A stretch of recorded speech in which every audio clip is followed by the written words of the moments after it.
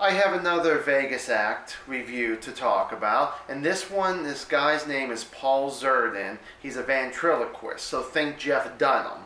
Well, this guy actually has three puppets. He has a baby, which does not have a name, Sam, who's kind of a young kid, young man, and an 85-year-old man who is Sam's grandfather named Albert. Okay, so the thing is, after all the movie goes through for about that first 5-6 minutes, now we actually get Paul Zerdin there, and the thing is, starts introducing himself, says, "Hi, I'm so and so. I'm from America's Got Talent. I was in season 10. I was the $100,000 winner, and now here I am in Vegas doing my own show." His voice work and all this, or his ventriloquism, is really on the nose with a lot of these characters. Talk about these characters here. So his first act, with other than himself, that he goes with is the baby. Now the baby doesn't have a whole lot in this one, but the baby actually does have some really great belly laughs, I gotta be honest. I don't want to give too much away on this. This is almost kind of a little vague review on this one. So after we see the baby, the next person he gets to is Sam, which I mentioned is the nephew to the old man. Now Sam is the main puppet in the show here, and the thing is that he does one act, and then all of a sudden Paul puts Sam in one of his trunks. While Paul was talking, you hear Sam's voice in the trunk there, and all of a sudden it's kind of funny how those two go back and forth, and Sam's talking about this musical number. We hear this kind of throughout the time on this, and I'm like, okay, I wonder if they're ever going to do this or not, because Paul kept saying, no, we don't have a musical number, this, and this. So he actually moves on, and like I said, with Sam, there's a lot more I'll get to. I just wanted to kind of bring that up at the moment here. So then we actually get to his third character, which is Sam's grandfather, the 85-year-old man, Albert. And I gotta say, I don't know what it is about, the ventriloquist with the older dummies, but I have to do this. I have to kind of compare this one to Jeff Dunham's Walter.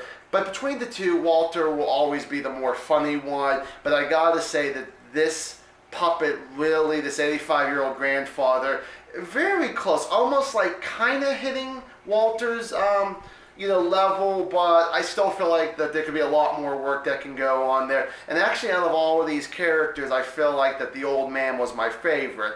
Now, I hate to kind of keep jumping back and forth. We'll get back to the old man in a moment. So back with Sam later on in his second act, he actually does get taken out of the trunk, and Paul's like, okay, I'm just going to set you on this little table here, and I'm going to walk away. So that kind of made me laugh, and all of a sudden it's like, wait a minute, the ventriloquist just left the stage. We got Sam just sitting there doing nothing. All of a sudden he just turns his head and starts talking and says, "I'm back, everybody, and look, I don't need this guy's hand up my ass."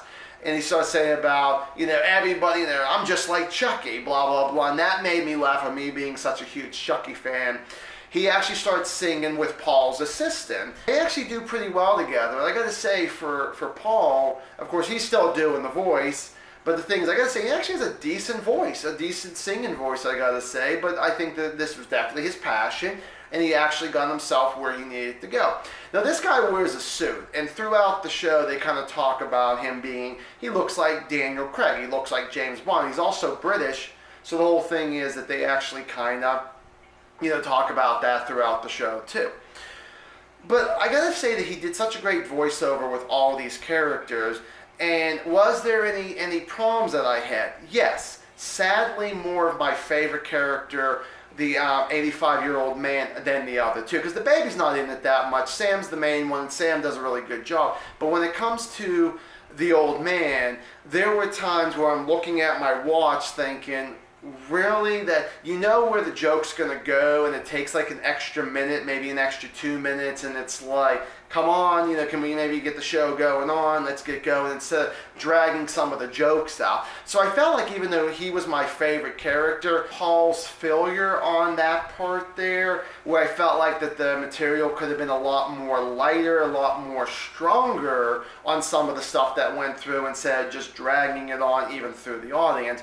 Now this play, or I should say this comedian, his show's about 85 minutes long, which actually it went fast. I mean, I have to be honest, there was a lot of great things that happened. The music was actually very cool, and I gotta say, I really love the way this actually ended. I definitely do recommend checking this guy out. If you have never seen him before, go see him. But I feel like he's a must-see. And I'm going to even say that he's even a must-second see. I thought he was really that good to go back and see him a second time. Really good, very enjoyable. Just a few little things on, some of the few problems on that, but overall, it was really a good, fast-paced show. Thank you guys so much for watching, and as always, stay awesome.